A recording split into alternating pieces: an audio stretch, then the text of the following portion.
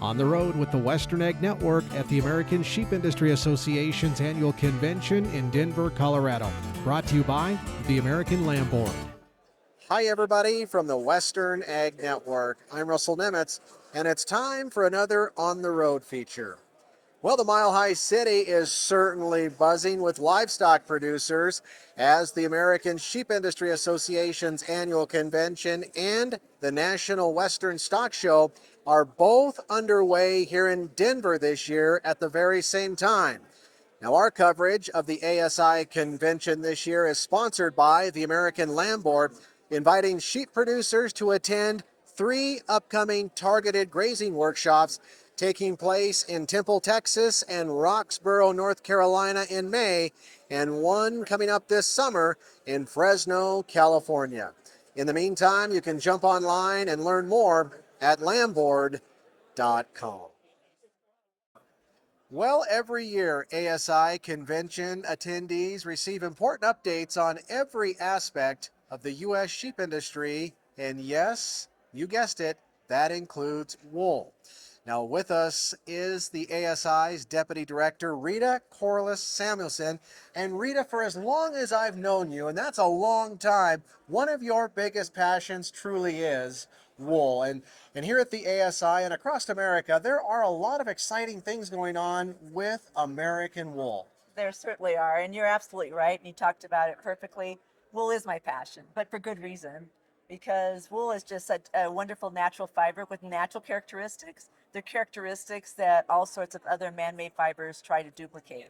But there's no other fiber that can do everything that wool does in one fiber. So we're thrilled to be here, represent our American sheep producers, support our industry, tell them about a lot of the programs that we have at ASI, and we do everything from some product development, finding new markets for wool, a lot about sustainability. There's so much great information now about this, how growers are sustainable, what they're doing to care for their land, what they're doing to take care of carbon credits and things like that. We're really excited about that.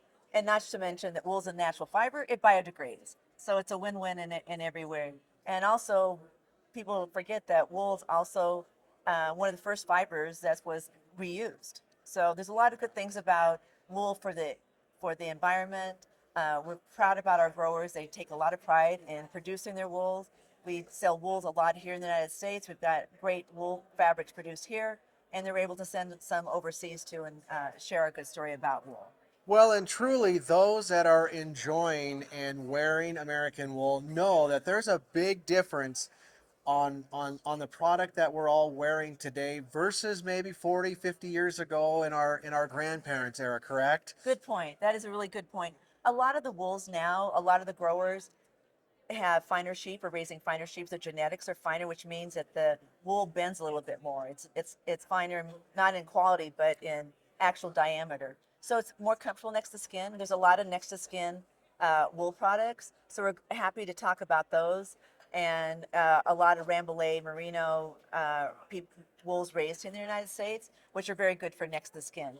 Years ago, there was a lot more word for second layer or coating, which uses heavier wool. So there's a lot going on with wool blends. A lot of we see a lot of trends going back to 100% American wool. Yeah. So it is a superior product. We've got better spinning, better weaving, better finishing. So if you haven't tried it for a while, give it a go. And of course, our U.S. military, they're one of our biggest customers, and they still absolutely love American wool for those hardworking men and women in uniform. We are so proud to help and really help in many times protect our war warriors. They're out there, and sometimes they are exposed to fire or flames and stuff like that. Wool's naturally fire resistant, so we're able to come up with next to skin wear that helps them protect them, so it's not a man-made fiber that would melt on their skin. So it's that. Socks, can't be socks. A lot of our people in the military aren't near a washing machine all the time, so socks you can wear for a few days and maybe as far as a week. I've heard even longer. But you don't have to wash them because wool doesn't promote the growth of bacteria, so it doesn't have the smell that you might have and the odor that you have in other fibers, and it also allows your feet to breathe, so it's far more comfortable. Well, we talked about the pride that goes into, the hardworking men and women of the U.S. sheep industry. And we talk a lot about the lamb side, but they truly do put a lot of pride and effort into raising a high quality wool clipper every year too. And that doesn't go unnoticed at the ASI. And that in part, you guys have come up with a new program, the American Wool Assurance Program, to allow producers and those on the clothing side, more opportunities to take it a little bit further. Right, absolutely. Our sheep growers, people in the livestock industry, take care and love their animals. So they take care of them for a number of reasons. We're able to use our American Wool Assurance Program to help show and prove what we already know growers are doing. They're already doing it, but we have measurements in place that we can say these are the requirements, and the grower has met these requirements, and how they using best practice to take care of their sheep. So that's the American Wool Assurance Programs. There's 3 different levels. You can find more information about it on our Sheep USA website. We're excited about that because people do want to know where the products come from what they eat, but also what they wear. They want to know where it's made, how the sheep was treated, and stuff like that. So our American Wool Assurance Program helps in that manner. Absolutely. Well, as always, thank you for taking a little bit of time with us, Rita, and sharing all the important and fun things that are going on these days with American wool. And I'm certainly one of the biggest advocates in the entire country and the world for that matter that works every single day on wool growers' behalf is the American Sheep Industry Association. And as Rita mentioned, for more details about what's going on the wool side of the sheep industry, you can always visit sheepusa.org. Well, university research is, of course, critically important to the overall sustainability of the agriculture industry. And this, of course, includes the U.S. sheep industry. And some important research is about to get underway on the campus of Montana State University in Bozeman involving wildlife, more specifically, the relationship between bighorn sheep and domestic sheep. Now with us is Montana State University Extension sheep specialist Brent Roeder to talk about this important research project that was just announced late last fall. And you folks at MSU and the sheep industry and quite a few others are pretty excited about it. Yeah, no, it's been an ongoing issue. At least 20 years I've been involved with this through wool growers and having conversations with the Montana Wild Sheep Foundation and Montana Fish, Wildlife and Parks. So the basic premise comes down to how do we get domestic sheep and wild sheep to coexist on a landscape scale. In the past, pretty much it's just been lawyers from each group talking to each other, and hopefully in Montana we're kind of beyond that now and can all sit down at the same table, come up with some workable solutions where we can both coexist out on rangeland and be a model for other states around the world. And also be a model for other disease interaction. Obviously, we have the DSA going on with cattle and brucellosis and elk. And so what can we learn from an intensive study that we're going to just be starting? So to give all credit, this was really pushed by the Wild Sheep Foundation. They were really interested in trying to find some workable solutions. So what, in essence, we're doing is we're GPS collaring 7 bighorn herds around the state. And then we're identifying local domestic producers that are fairly close to those bighorn sheep populations. We're going to GPS collar percentage of their domestic ewes and also their guard dogs. We know from producers that guard dogs do a pretty good job of not only keeping coyotes and wolves and everything else away, but I've had a lot of conversations with producers that tell me they do a good job of keeping wandering bighorn rams out of their domestic ewes, especially in the fall. And so a lot of this is Fish and Game is mandated by law to use science-based applications for their management plans. Well, they just can't take hearsay. We have to be able to document that, put it into a published peer-reviewed paper for them to include that type of management protocol in their final plan. So the research itself is split up between 2 different entities. The University of Montana is technically handling all the wild sheep collaring work, and Montana State University, Dr. Beaver, who's our extension wildlife specialist, and myself are kind of spearheading the work on the domestic side. So. Well, it is a big topic that's been talked a lot about over the years here at this convention, at the American Sheep Industry Convention, wherever it might be taking place at, and certainly one of those big topics in the Animal Health Committee. And a lot of effort and a lot of that insight and those discussions have actually started at conventions like this at ASI. Yep, no, that, the American sheep industry's been a big part of that. They're kind of the overriding, because this is a multi-state deal. It affects Washington, Oregon, Idaho, particular Colorado right now. They're dealing with some issues in Colorado.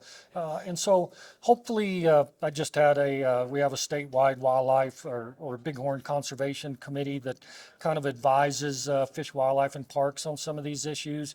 And so we have discussions with bighorn advocates and hunters that trying to hammer out some of these issues in a private setting, and then make recommendations to the state agencies. Now, of course, this is just one example of important research that is always happening at other land grant universities across America that involve the sheep industry, right? Yep, no, that's correct. And a lot of different research updates down here. It's great to come and learn all the current. I was in Animal Health Committee meeting this morning, learned some real interesting things there about current research that's been going on. And so it all builds back. We learn stuff here, we take that back to the university, talk to those researchers there on stuff other people are seeing, and try and apply that to what we're doing in Montana. So. Hey, I just want to kind of wrap up, also very important to the sheep industry, the lamb and wool industry, are those wool labs across the United States, one of which lives on the campus of MSU there in Bozeman. And for folks who may or may not have known, I mean, hopefully that's going to get a facelift here relatively soon. Yeah, the original lab, the current lab was built in 1947, was completed, so it served 3 generations of producers in Montana and surrounding states.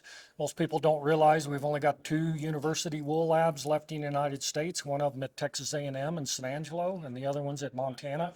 And I get a lot of questions about, nobody wears wool anymore. What's the importance of doing wool research? Because our dean and VP of the College of Ag, Dr. Bawa, has been very adamant that this is going to be a research-focused lab. And so there are some interesting things that we're working on. A lot of it deals with the biodegradability of our clothing out there now. We have a real issue with plastic clothing, microfiber, microplastic contamination of our freshwater systems, things like that. And so taking a hard look at those sustainable systems and how wool can again play a role in our Montana winter wear, I guess you would say. So. Yeah, absolutely. Well, Brent, thanks for taking a little bit of time with us today to explain some of those research projects that are underway in Montana. At Montana State University and even the University of Montana, and also just reminding all of us of the other important research projects across this great country of ours at those land grant universities and their extension departments that involve and hopefully help sustain and keep the U.S. sheep industry alive and well for generations to come. Well, weather and markets are still the 2 most important things to farmers and ranchers across America. And this year, here at the American Sheep Industry Association annual convention, attendees were treated to a lamb market update and, more importantly, an outlook by Dr. Tyler Cozzens with the Livestock Marketing Information Center from right here in Denver, Colorado. And Dr. Cozzens joins us on the program right now. Obviously, this type of information, Tyler, is so important to these producers across the entire country. And you said a lot of your presentation kind of hinged on actual sheep inventories and a very important report due out by USDA later this month. Yeah. So on January 31st, we're expecting a sheep and lamb inventory report that's coming out from USDA's National Agricultural Statistics Service, or NASS.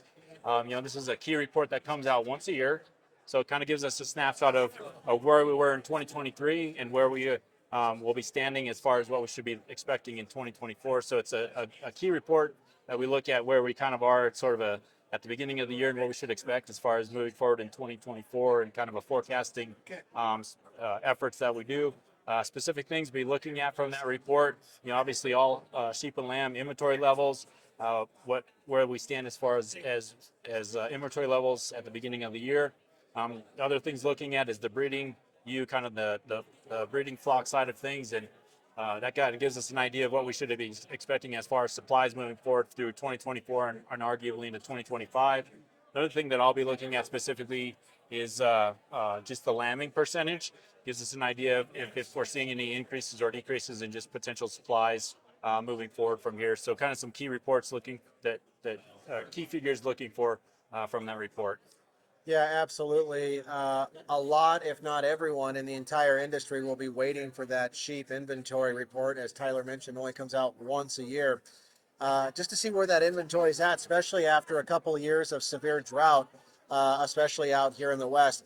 Now, you said you also talked with producers here in Denver at the ASI convention about feed costs. Yeah. So kind of that feed cost side of things, as you'd mentioned with the drought, and there have been a few years where things were pretty tough, kind of took a hit to as far as just available feed and supplies and just range conditions and so forth. Kind of looking at that from a feed cost side of things, we saw hay prices and corn prices move up a little bit higher during that drought season.